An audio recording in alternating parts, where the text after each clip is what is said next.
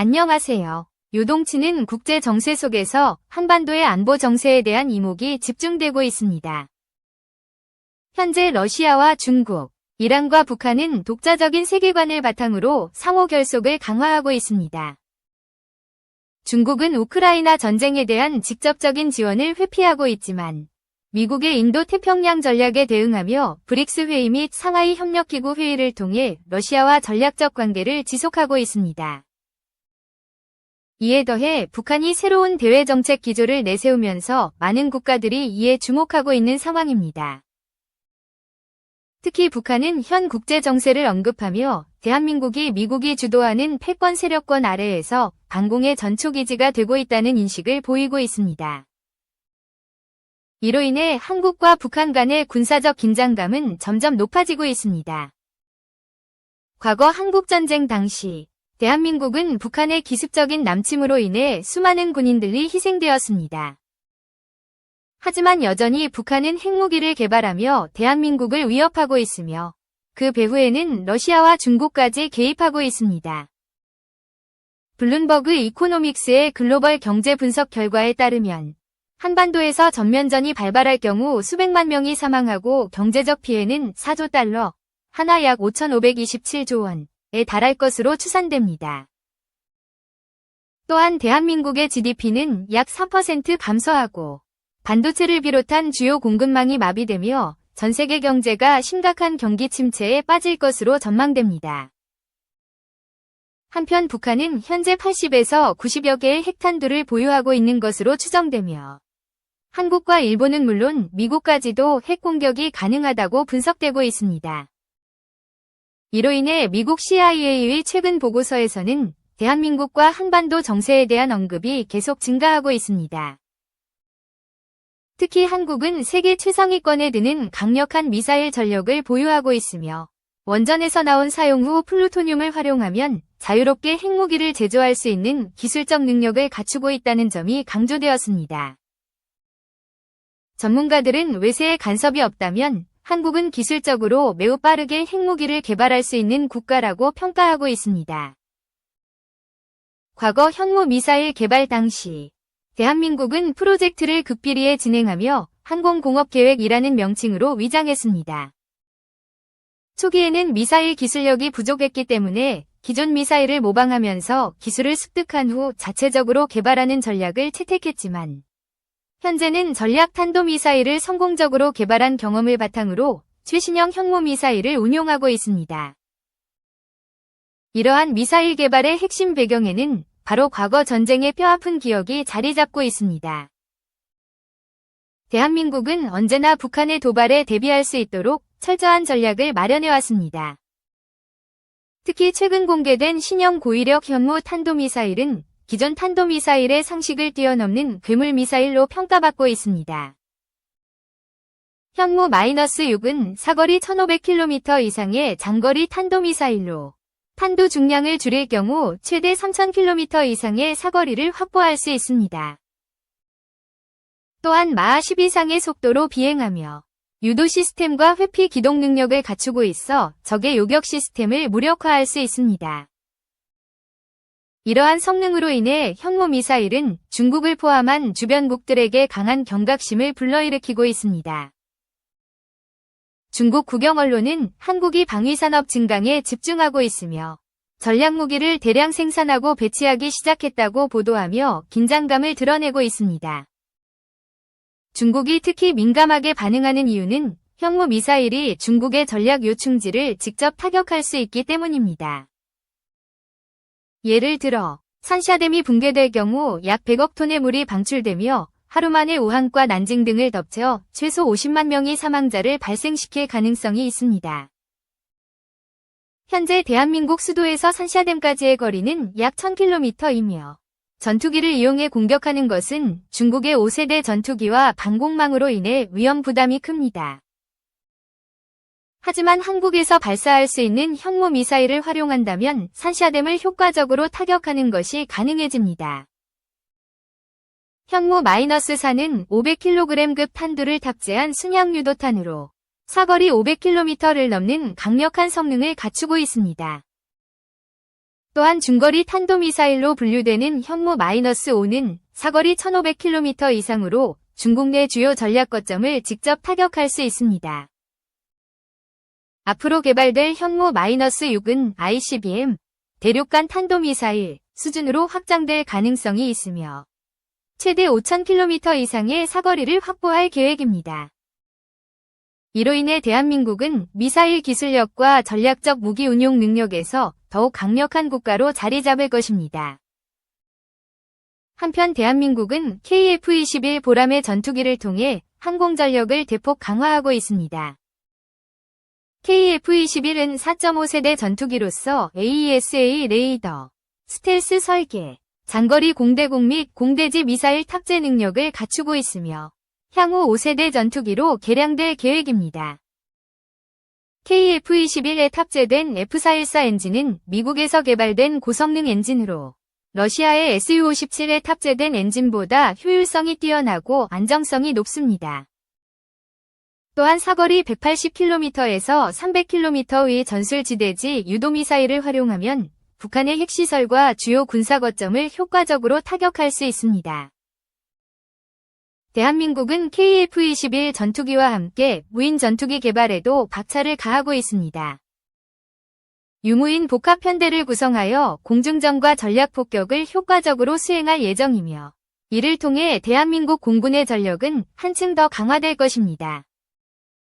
이처럼 대한민국은 미사일 전력과 항공 전력을 동시에 증강하며 자주국방을 실현하고 있습니다. 현무 미사일과 KF-21 전투기는 한국군의 전력을 획기적으로 강화하고 있으며 국제 군사력 평가에서도 대한민국을 세계 최상위권으로 끌어올리고 있습니다. 앞으로도 대한민국은 지속적인 방위산업 발전을 통해 더욱 강력한 군사력을 구축할 것입니다. 10월 1일 국군의 날에 괴물미사일로 불리는 현무-5 탄도미사일이 처음 공개되자 중국이 긴장하는 모습입니다. 현무-5는 탄두 무게가 AT로 세계에서 탄두 무게가 가장 무거운 미사일이죠. 유사시 지하 100m 깊이의 지하 벙커에 은신한 북한 지휘부와 핵시설을 타격하기 위한 미사일입니다. 현무-5는 AT 탄두를 장착했을 때는 사거리가 300km이지만 탄두 무게를 1에서 2TU로 줄이면 사거리가 중거리 탄도미사일 IRBM 수준인 3000에서 5500km로 늘어난다고 하죠. 중국은 이 점을 우려합니다. 사실상 중국의 둥펑-26과 비슷한 중거리 탄도미사일로 중국 영토의 절반 이상이 현무-5의 사정거리 안에 들어간다는 거죠. 구축 차량을 이용한 이동식 발사대, 고압가스로 미사일을 밀어올려 공중에서 점화하는 콜드런치 등에 대해서도 미심쩍어하는 눈치입니다. 방공 능력이 부족한 북한의 겨냥한 미사일치고는 너무 성능이 좋아 사실상 중국 견제를 염두에 두고 개발한 것 아니냐는 거죠. 중국 매체들은 이 미사일이 사실상 중거리 탄도미사일이라는 점에 초점을 두고 보도했습니다. 관영 펑파이 신문은 탄두 중량을 1TU로 줄이면 사거리가 5000km에 이른다 면서 한반도는 물론 동북아의 많은 지역이 사정거리 안에 들어간다 고 했어요. 신화닷컴도 콜드런치 발사 방식 등을 포함해 중국군의 중거리 탄도미사일 둥펑-21의 초기 형태와 유사하다 면서 현무-5 미사일의 장거리 발사 능력을 가볍게 봐서는 안 된다 고 썼습니다. 한 군사 블로거는 대륙간 탄도미사일 ICBM에 근접한 미사일이라고 했더군요. 중국의 둥펑-26, 러시아의 이스칸데르, 인도의 아그니3 등 주요국 중단거리 탄도미사일의 탄두 중량은 500kg에서 2T 정도입니다. 중국은 2015년 9월 세계 반파시즘 전쟁 승리 70주년 열병식에서 괌 타격용 IRBM인 둥펑-26을 처음 공개했는데 현무-5를 이 미사일과 비교한 분석이 많았습니다. 한국판 둥펑-26이라는 거죠. 둥펑-26은 사거리가 5000km로 길이 15m, 직경 1.7m의 총발사 중량은 20T입니다. 현무-5는 길이 16m, 직경 1.6m의 총 발사 중량은 36T2조. 현무-5의 발사 중량이 동펑-26의 1.6배인 셈입니다. 현무-5의 성능에 대해서도 촉각을 곤두세우고 있어요. 현무-5는 이스칸데르 미사일과 동일한 쌍구령 탄두를 채택해 종말 단계에서 변칙 기동이 가능하다고 합니다. 방공망으로 요격하기가 쉽지 않겠죠. 중국 군사 블로거들은 한국군이 곧 기동형 탄두 재진 입체 MARV, 다탄두 개별 유도 제돌 입체 MIRV 등도 개발해 현무-5에 탑재할 것으로 봤어요.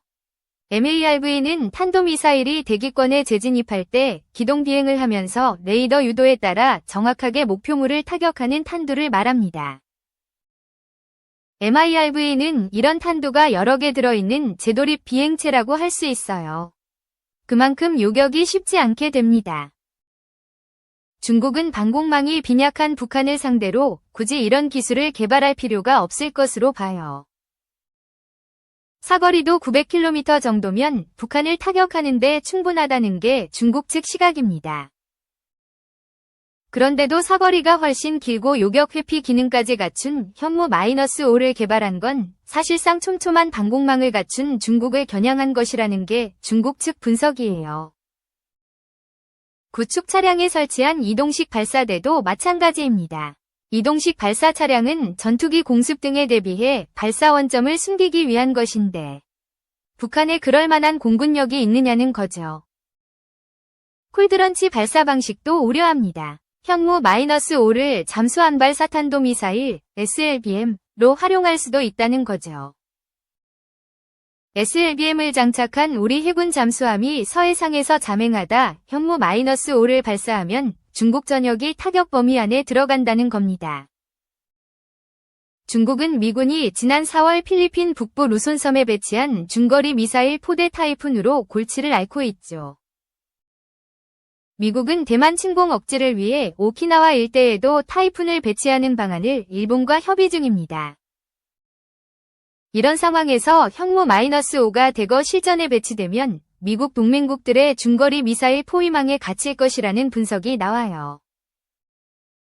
한 군사 블로거는 현무-5가 베이징, 텐진, 선양 등 화북과 동북의 주요 도시는 물론 칭다오 북해함대 기지, 닝보 동해함대 기지 등도 공격할 수 있을 것이라고 했습니다.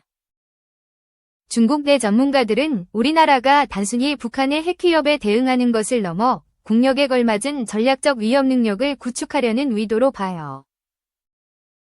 장기적으로 미국, 일본 등과 함께 중국과 러시아 견제를 위한 집단 안보 체제를 만들려는 것 아니냐는 분석도 합니다. 인민해방군 대교 오리의 준장급 출신인 관영 CCTV 군사평론가 두문용은 대형 미사일을 구축 이동식 발사 차량에 실어 수송과 발사, 보관을 일체화하는 건 전형적인 장거리 미사일의 수송, 발사 방식이라면서